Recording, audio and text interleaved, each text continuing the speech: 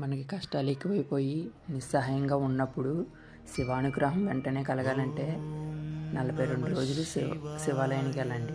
అది ఎలా అంటే, రేపటి నుండి వెళ్ళాలనుకుంటున్నారా? అయితే ఈరోజు రాత్రి నుంచి మీరు మద్యపానం, ధూమపానం మరియు మాంసాహారం ఆపేయండి. స్నానం చేసి విభూతిని ధారణ చేసి మీ ఇంట్లో ఉన్న దేవునికి నమస్కారం చేసి శివాలయానికి బయలుదేరండి. ప్రతిరోజు ప్రదోషకాలం అనగా సూర్యాస్తమానానికి అటు ఇటుగా శివాలయానికి వెళ్ళండి 42 రోజులు. ప్రదక్షిణ ఎలా చేయాలంటే, 9 నెలలు నిండి గర్భిణి ఎంత జాగ్రత్తగా అడుగు వేస్తూ నడుస్తుందో అలా మీరు 3 ప్రదక్షిణలు చేయాలి శివనామస్మరణతో.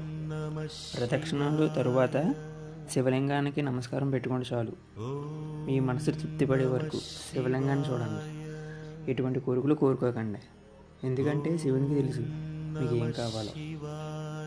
తర్వాత ఒక 5 నుంచి 10 నిమిషాలు శివాలయంలో అరుగును కూర్చొని శివనామస్మరణ చేయండి, లేదా 10 నిమిషాలు కూర్చొని చాలు. శివానుగ్రహం పరిపూర్ణంగా వస్తుంది. ఓం నమః శివాయ. ఓం నమః శివాయ.